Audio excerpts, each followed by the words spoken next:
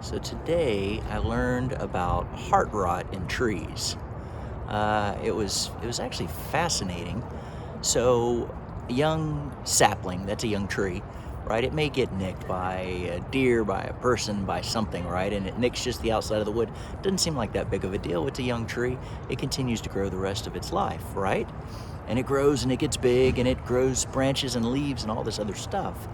But with heart rot, what happens is that little nick, uh, when it's a young sapling, actually, it can have a fungi infest it, fungi, whatever, fungus, and that makes its way. It makes a journey to the center of the tree, and it actually infects the center of the tree, and it rots it out. I'll actually post a picture in the bottle, but it rots out the center of the tree, and it can grow and it can spend a lifetime growing, but it can be hollow on the inside.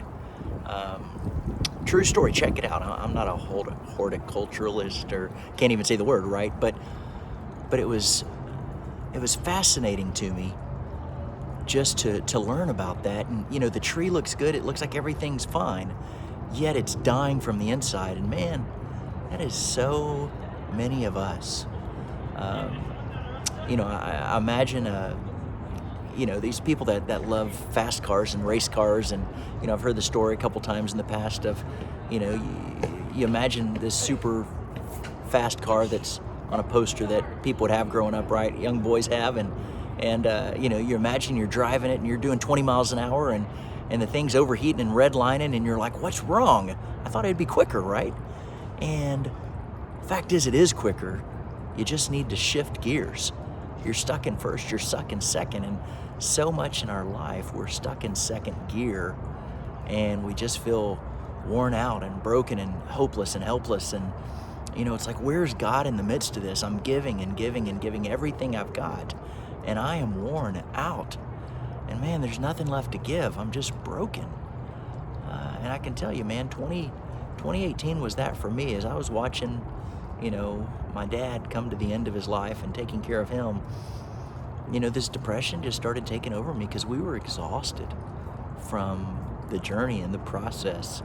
And I remember in January just feeling overwhelmed, and talking to my mentor D, Elliot, and I just telling D, I was like, man, I feel like I'm in the rapids at the Rio Grande where I went tubing as a kid, and man, the stuff's just, I'm standing up okay, but everything's just flying past me way too fast.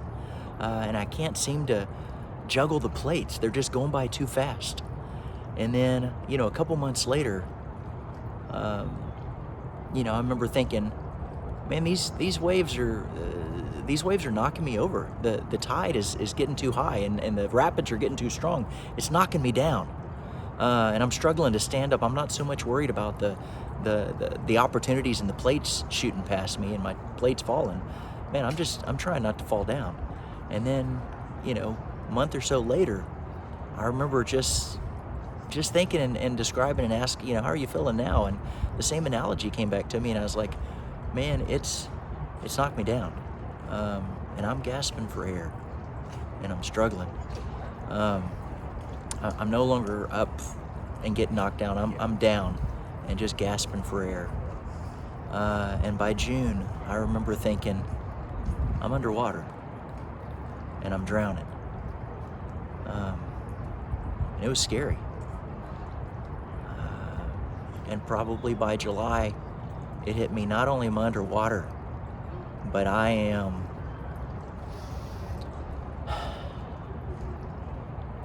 trapped under rocks.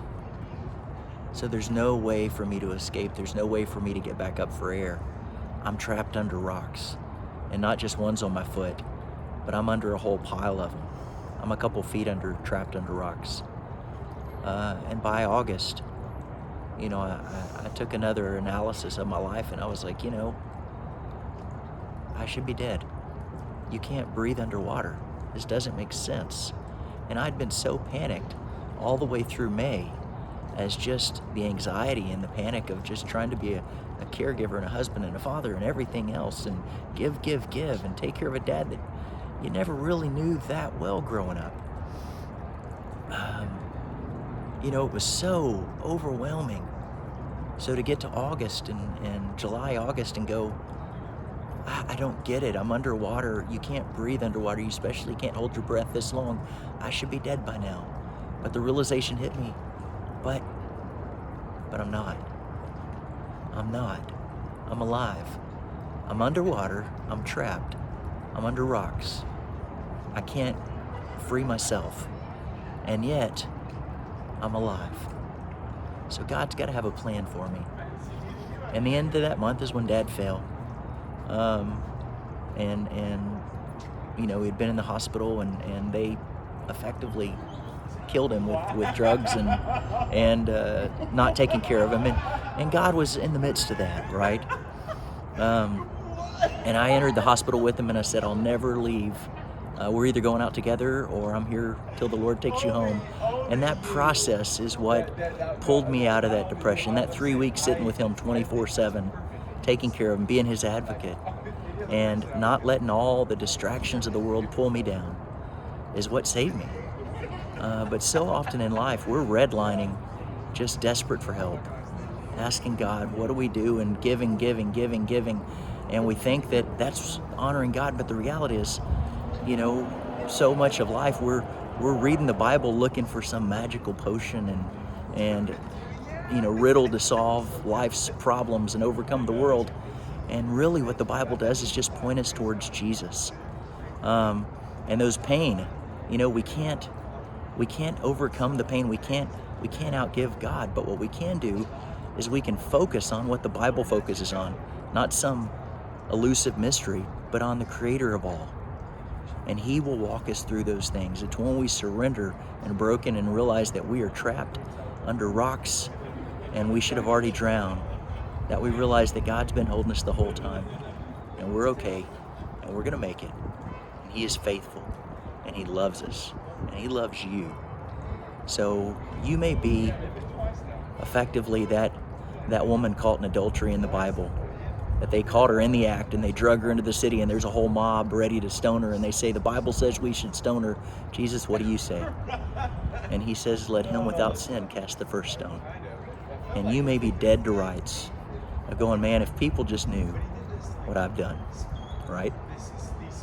If they just knew. And you know what? In her case, they did know, and some people probably do. And Jesus said, let him who's without sin cast the first stone. And I condemn you not. So get up. And He grabbed her, put His hand under her chin, and He lifted her up. And He looked at her in the eyes. And He said, I condemn you neither. Sin no more. God is with you, and He loves you. He loves me. Know that and rest in that.